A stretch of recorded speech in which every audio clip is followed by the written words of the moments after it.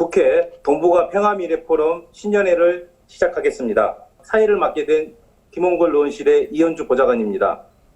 바쁘신 일정 가운데 오늘 행사에 참석해 주신 모든 회원 여러분께 깊은 감사를 드립니다. 2021년 새해 처음으로 한자리에서 뵙는 자리인 만큼 오늘 참여해 주신 포럼 회원님들을 소개해 드리도록 하겠습니다. 말씀을 드리면 가볍게 인사를 해주시기 바랍니다. 먼저 김홍걸 포럼 대표 의원님 참석하셨습니다. 이용빈 연구 책임 의원님 참석하셨습니다. 특강을 해주실 김용현 교수님 오셨습니다. 주제 발표를 해주실 조성열 박사님 오셨습니다. 다음으로 지금 현재 영상으로 참여해주신 회원님들을 소개하겠습니다. 들어오신 순서대로 말씀을 올리겠습니다. 민경태 교수님 참석하셨습니다. 네, 안녕하세요. 반갑습니다. 네. 박종철 교수님 참석하셨습니다. 안녕하세요. 김성민 교수님 참석하셨습니다. 예, 안녕하세요. 반갑습니다. 예, 정필모 의원님 참석하셨습니다. 예, 안녕하세요. 반갑습니다. 네. 오늘 참여해 주신 모든 회원 여러분께 깊이 감사드립니다.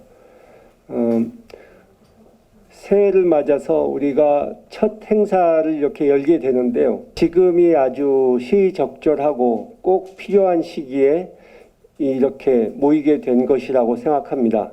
사실 코로나 때문에 더 일찍 이런 행사를 시작했어야 되는데 좀 미루고 있었습니다. 근데 더 이상 미룰 수 없다고 생각돼서 오늘 열게 된 것입니다. 그동안 북미 관계, 남북 관계가 2년 가까이 계속 이 교착 상태에 있었는데 게다가 이제 트럼프 정권이 물러나고 바이든 정권이 들어왔고 앞날이 좀 불확실한 어떻게 보면 위기 상황이라고 할 수 있는 지금 그런 처지에 놓여 있습니다. 앞으로 몇 달 동안은 좀 과도기, 불안정한 상태로 계속 갈 가능성이 있는데 그 시기가 우리에게 위기일 수도 있지만 한편으로는 또 기회일 수도 있기 때문에 여기 계신 이런 전문가 여러분들의 의견을 들으면서 어려움을 헤쳐나갈 지혜를 얻을 기회를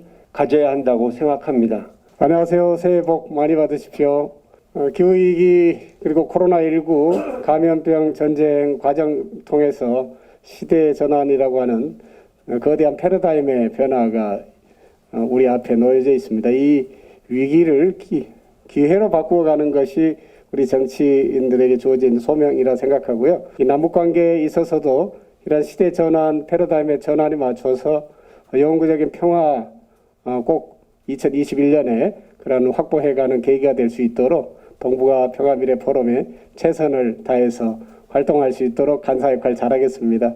자, 그럼 이번 순서는 우리 포럼의 작년 활동 결과를 간략히 보고 드리겠습니다. 2020년 저희 포럼의 연구 주제 및 목적은 한반도를 둘러싼 미일 중러 국가들과 협력 체제 구축과 미래지향적 발전 방향을 모색하는 거였습니다. 여기에 한반도 비핵화와 평화체제 구축, 남북 경협과 민간 교류 활성화, 남북 간 민간 교류 활성화를 통한 평화체제 구축, 이게 연구 주제 및 목적으로 추진되었었습니다.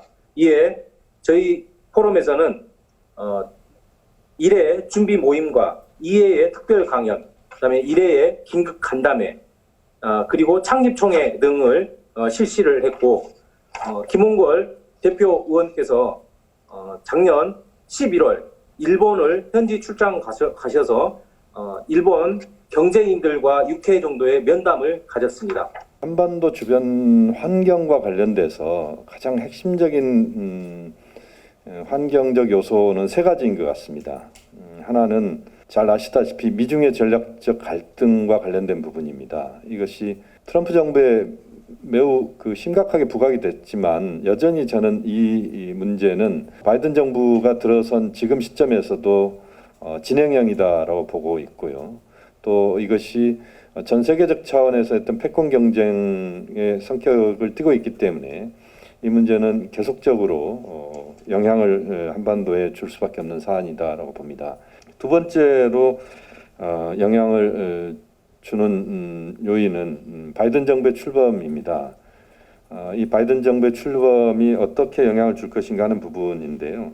제가 볼 때는 이 바이든 정부의 출범이 이 시점과 문재인 정부의 임기 말 시점이라고 하는 것이 이 조합이 잘 맞지는 않는 부분들도 있는 것 같습니다. 시기적으로. 왜냐하면 바이든 정부가 지금 한 6개월 정도 주요 외교 안보 라인들을 이제 구축하는 시간이 한 6개월 정도 걸린다고 보는데 좀 빨라지고는 있습니다만 어쨌든 6개월 정도 걸리는 이 시간 속에서 문재인 정부는 임기 말로 가는 이 상황도 좀 조합이 잘 맞지는 않는다는 생각은 듭니다만 그 다음에 이제 세 번째 요인은 북한 상황입니다. 지금 이제 코로나19라고 하는 북한의 어려움이 작년에 북한을 엄청나게 압박을 저는 했다고 봅니다. 북한이 현재 갖고 있는 입장은 우선은 버티기인 것 같습니다. 다시 말씀드리면 대외 관계에 있어서의 전략적 방향을 또는 대내 관계에서의 개혁적 방향을 바로 잡지 못하고 어정쩡하게 지금 상황들을 좀 보고 있는 그런 처지가 현재 북한의 모습 아닌가. 중요한 소재를 중심으로 몇 가지 좀 말씀을 드리려고 합니다. 하나는 한미 군사훈련과 관련된 부분이고 또 하나는 도쿄올림픽입니다. 그리고 마지막은 이제 백신 문제인데요. 이 부분을 간단히 좀 말씀을 드리겠습니다. 한미 군사훈련과 관련된 부분이 저는 올해 한반도 문제, 북미 관계 또는 남관계를 결정짓는 가장 키라고 보고 있습니다. 다시 말씀드리면 한미 군사훈련 문제를 어떻게 우리가 슬기롭게 넘어가느냐 하는 것입니다. 저는 사실상 연기 쪽으로 방점을 잡아야 된다고 봅니다.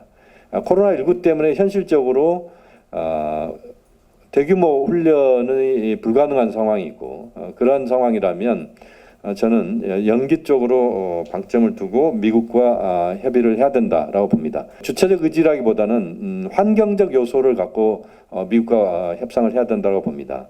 제가 볼 때는 시점은 한 2월 초쯤에 저는 한미 당국의 결단이 필요하다고 봅니다. 한국의 역할과 관련된 부분에 대해서만 좀 말씀을 드리겠습니다. 저는 그 북측의 전략은 아까 말씀드린 하노이 트라우마가 많이 작동하고 있는 상황에서 북측이 자신의 패를 먼저 까는 이런 모습은 안 보이겠다는 게 북한의 전략이라고 보고 있습니다.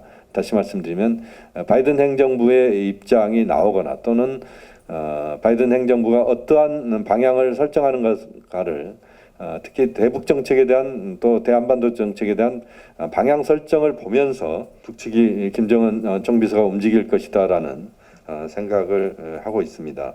그 과정에서 저는 이 한반도 비핵화 평화체제 프로세스가 장기적 과제가 될 수밖에 없기 때문에 문재인 정부 임기 내에서는 지금 뭐 1년 좀 더 남았습니다만 과도한 목표 설정보다는 좀 낮은 수준에서 또는 그동안 사업을 해왔던 수준에서의 복원 정도가 현실적인 목표라고 봅니다. 당장 이제 우리가 할 수 있는 것 정도는 한 두세 가지인 것 같은데 하나는 개성공동연락사무소를 복원하는 것은 저는 문재인 대통령 임기 내에 반드시 해야 된다고 봅니다. 또 개성공단 재개와 금강산 재개와 같은 그동안 남관계 차원에서 어렵게 깨졌던 것들을 다시 퍼즐을 맞춰서 주워 담는 그래서 그것을 어느 정도 복원시키는 것에 우리가 목표를 둬야 된다는 것이고 이 정도 사안은 저는 바이든 정부와 협상을 해서 관철을 시켜야 된다고 봅니다.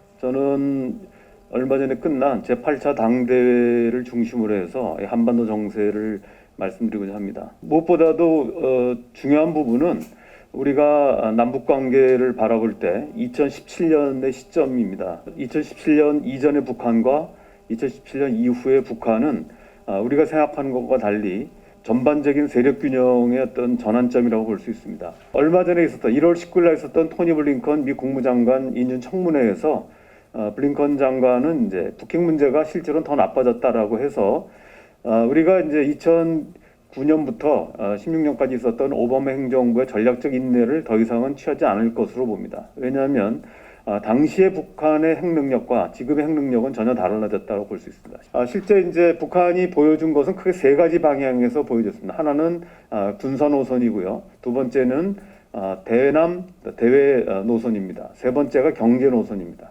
대남미 외교 노선을 보면요. 남북 관계를 판문점 이전으로 회귀했다고 규정을 하고 있고 남북 관계의 기본 원칙으로서 근본 문제부터 풀어가야 된다고 얘기를 했습니다. 우리 정부가 제안했던 방역 협력이라든지 인도 지원이라든지 개별 관광에 대해서는 비본질적인 거라고 해서 단호하게 이제 거부했습니다. 그럼에도 불구하고 첨단 장비 반입이나 한미 군사 연습을 중지한다면 조건부로 3년 전에 봄날을 다시 가져올 수 있다라고 해서 어떤 대화의 여지를 남겨뒀습니다.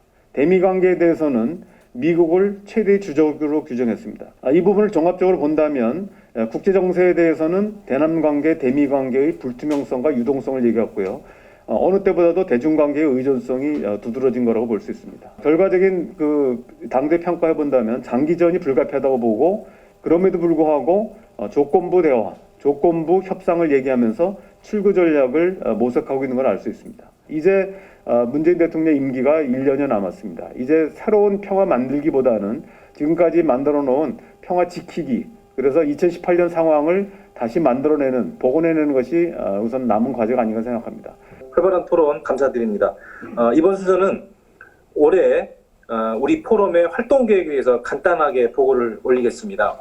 간략하게 올해 세부 활동 계획과 일정을 말씀드리자면 3월에는 쉽진 않겠지만 김홍걸 대표께서 면담을 하지 못한 이시바 시게루 등 일본 정치인 면담을 추진할 예정입니다. 4월경에는 바이든 대통령 취임 100일 한반도 정세 토론회를 가지고자 할 예정이고 5월에는 동북아 정세 전국 도해 보고서 발간에 대한 부분을 논의하고자 합니다.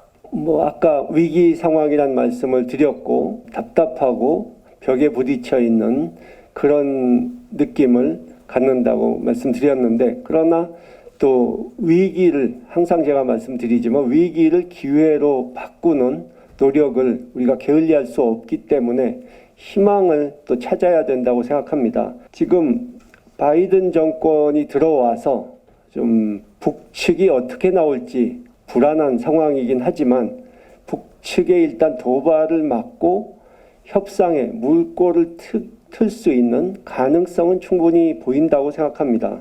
미국에 대해서도 상황을 최소한 북측이 도발은 하지 않도록 한동안은 안정적으로 관리해야 된다. 또 그렇게 하려면 미국에서 어느 정도 신호는 보내야 한다.